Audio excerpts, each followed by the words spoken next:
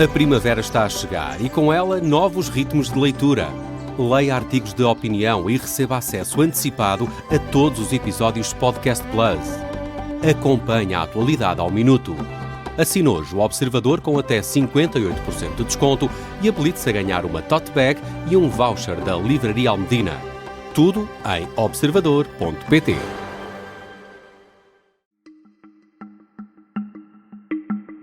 Esta é a história do dia da Rádio Observador. Porquê é que ninguém se entende no Parlamento?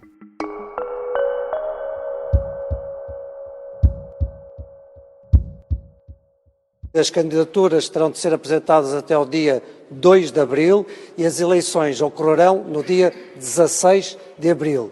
Com o sentido da importância que esta eleição reveste para o bom funcionamento de todos os órgãos da nossa democracia. Estamos a ouvir o Presidente da Assembleia da República anunciar o calendário, o novo calendário, ou mais um calendário, para que os principais partidos políticos se entendam de vez e votem aquilo que têm para votar. Há meses que esta situação se arrasta, há avanços e recuos, trocas de acusações e passa-culpas.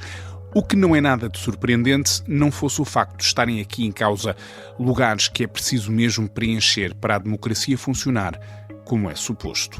Mas a nova matemática parlamentar veio complicar as coisas porque a tradição deixou de ser o que era, como explicava o constitucionalista Tiago Duarte em declarações à CNN Portugal. É que o PS e o PSD juntos não têm votos suficientes. Perante isto, o que são afinal estes cargos externos, o que é que precisa de ser votado e por que razão não se entendem os partidos? Eu vou falar sobre isto com a jornalista de política do Observador, a Mariana Lima Cunha. Eu sou o Pedro Benevides e esta é a história do dia de quinta-feira, 26 de março.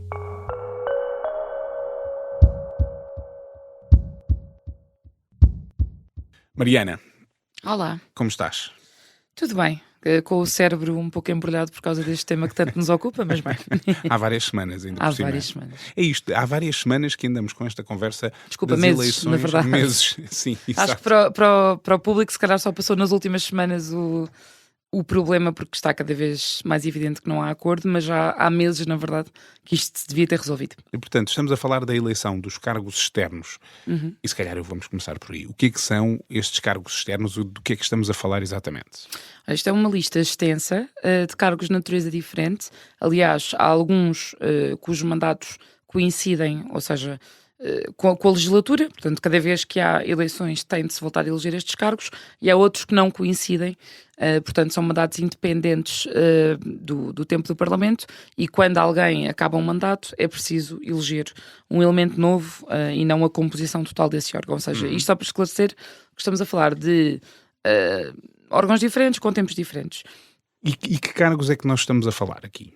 Nós temos em falta, neste momento, os 5 elementos que o Parlamento indica para o Conselho de Estado, ou seja, ainda por cima temos agora um novo Presidente da República, que na verdade esse órgão de aconselhamento não está a funcionar porque são todos mandatos que na verdade já acabaram, porque têm de se renovar cada vez que o Parlamento se renova também. Depois temos a Provedoria de Justiça, que não tem provedora desde que Maria Lúcia Amaral saiu deste cargo para o Governo, como nós sabemos, entretanto já saiu do Governo também. Já foi substituída no Governo. Saiu E ainda não, esse lugar continua vazio. Continua vazio, ninguém conseguiu ainda resolver esse imbróglio. Temos o Presidente do Conselho Económico e Social, e depois temos vários outros cargos: Conselho Superior do Ministério Público, Conselho Superior da Magistratura, Conselho de Opinião da RTP, Conselho de Fiscalização do Sistema Integrado de Informação Criminal, Conselho de Segurança Interna e Conselho de Defesa Nacional. Portanto, não há acordo para já para preencher esses lugares? Para já não há acordo, não. Mas, por exemplo, em relação à Provedoria de Justiça e ao Conselho Económico e Social, o que se costuma fazer vai um cargo para um partido, neste caso PS ou PSD, e outro para outro. Portanto, eles vão alternando nestes dois cargos. E nesse caso em concreto nós sabemos, porque já houve declarações públicas nesse sentido, de que esse acordo é para continuar. Ou seja, o PSD concordou e o Chega também concordou que o PS deve ter direito agora a indicar um dos lugares e o PSD outro. Portanto, aí há tradições que se mantêm. O grande problema deste processo todo está a ser que há outras tradições que não se mantêm, até porque neste momento temos um player novo que é o Chega e que está a reclamar para si alguns destes lugares. Portanto, as contas estão completamente baralhadas a partir do momento em que o Chega... É um excelente resumo. Sim. E qual é que é o cargo que neste momento está a ser mais prejudicado, digamos assim, por estas contas que até agora ainda não bateram certo? Neste momento, o grande imbróglio é o Tribunal Constitucional. Para percebermos as contas que andamos aqui a falar, o elenco do Tribunal Constitucional é composto por 11 juízes. Neste momento, faltam 3, são 2 que faziam parte dos indicados pelo PSD e um indicado pelo PS. E, portanto, falta preencher 3 lugares. Qual é que é o problema aqui? É que, neste momento, o Chega considera que tem direito a substituir um desses lugares, a indicar ele próprio um. Mas isso é alguma interpretação criativa do Chega ou, Não, efetivamente, a legislação, tal como ela existe, dá direito ao Chega a ter essa ambição?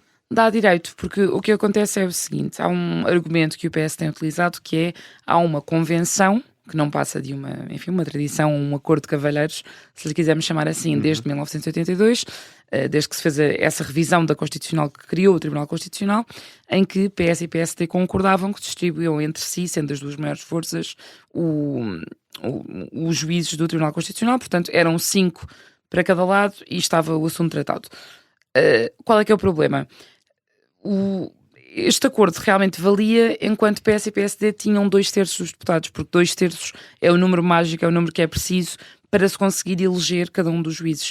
E, portanto, a partir do momento em que eles não conseguem esse número, porque o Chega existe e o Chega tem muitos deputados, tem neste momento mais deputados do que o PS, é preciso ter em conta também a vontade do Chega nestas negociações. E é isso que está aqui a funcionar como bloqueio. Então, e o que é que tem acontecido? O que é que tem feito a coisa andar para a frente e para trás? Quem é que tem sido a pedra nesta engrenagem? Se perguntares a cada um, eles vão dizer que foi o outro. Mas o que tem acontecido é, portanto, o Chega insiste que a solução tem de ser eles indicarem um juiz, portanto, de passar a ser representados, porque é essa representação justa, enfim, também em relação ao eleitorado que votou neles, não faz sentido estarem arredados de um cargo tão importante.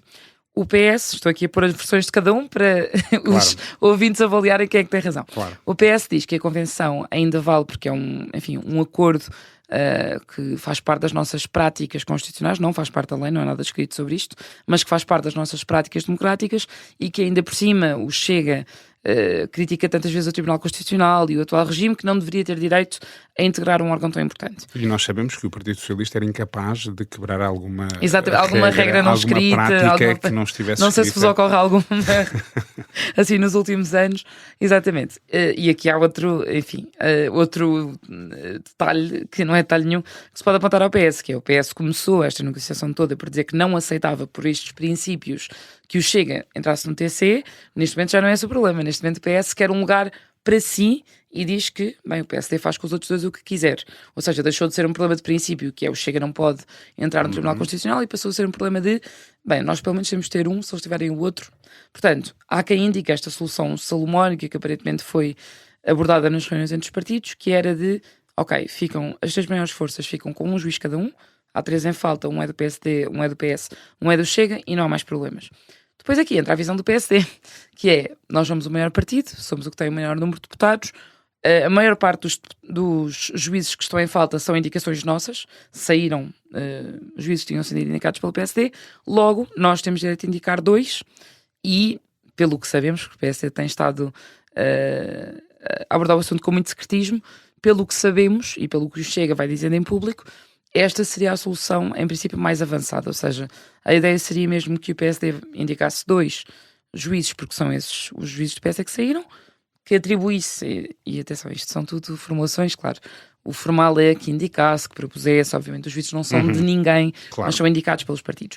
E, portanto, a solução seria aqui, o PSD indica 2, permite que o Chega indique 1, os partidos viabilizam-se, portanto, viabilizam os nomes que um e outro propuseram, e o PS desta vez fica de fora.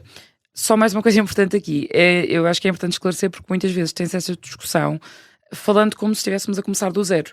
Ou seja, fala-se como se o PS fosse ficar fora do TSE. Isto não é verdade. Ou seja, neste momento o Tribunal Constitucional funciona com vários juízes que são indicados pelo PS e que não estão de saída. E, portanto, às vezes é um bocadinho desonesta a maneira como se coloca a questão. Sim, nós estamos a falar de 3 juízes em 13. Um total. Ou seja, exatamente. Ou seja, não se pode falar disto como se o PS deixasse de estar representado. O que iria acontecer na prática era que o Chega passava a ter um juiz no coletivo de juízes, que tem ainda assim uma grande maioria de juízes do PS e do PSD.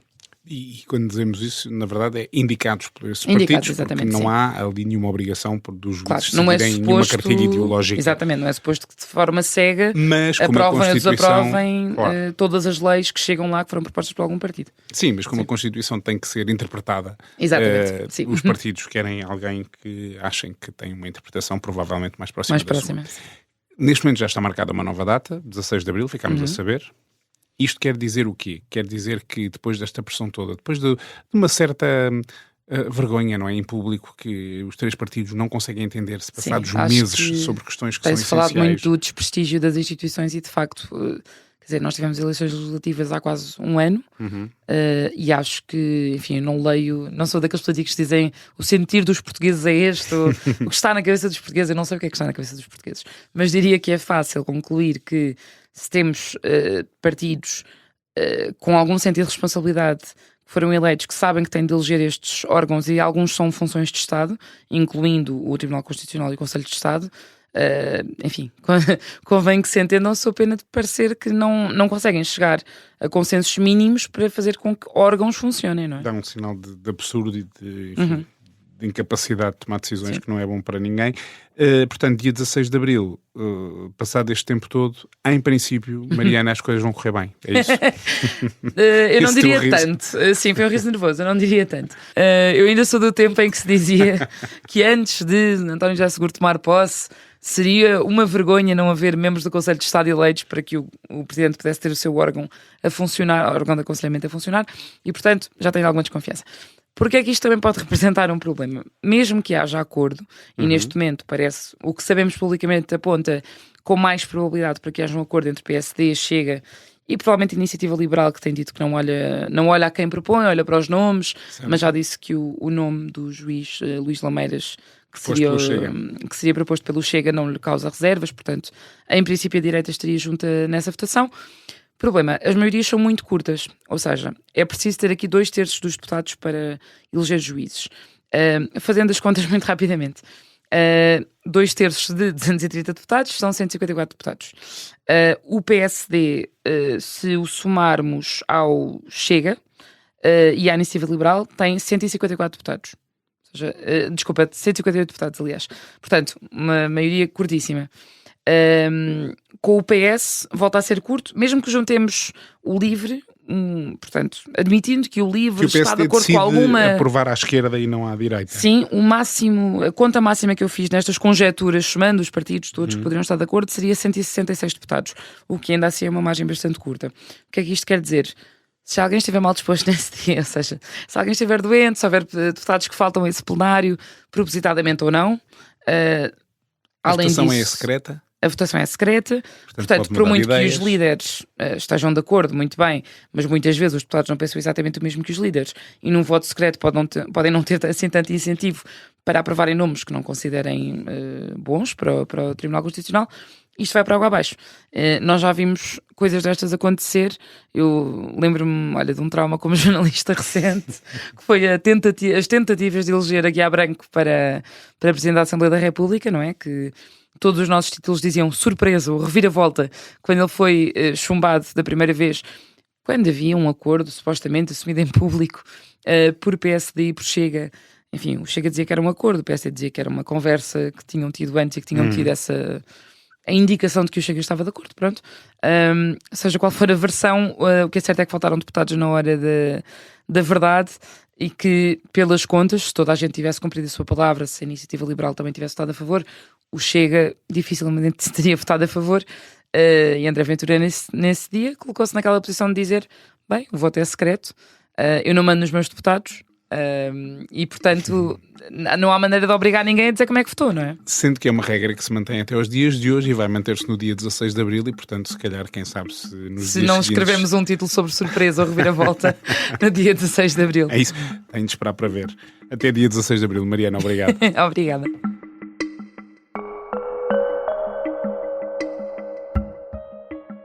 Nesta conversa com a jornalista de política Mariana Lima Cunha, cheia de números e de matemáticas, faltou este resultado. No próximo dia 16 de Abril, quando está marcada a nova e supostamente definitiva votação, vai ser a 6ª vez que os partidos tentam chegar a um entendimento. Se não o fizerem, há consequências logo no dia seguinte, porque o Presidente da República marcou uma reunião do Conselho de Estado, precisamente para dia 17, e tem a expectativa de que o Parlamento faça o que tem de fazer e que nessa reunião já estejam presentes os nomes indicados pelo Parlamento. Vamos ver. Esta foi a história do dia. A sonoplastia é do Pedro Oliveira, a música do genérico do João Ribeiro. Eu sou o Pedro Benevides. Até amanhã.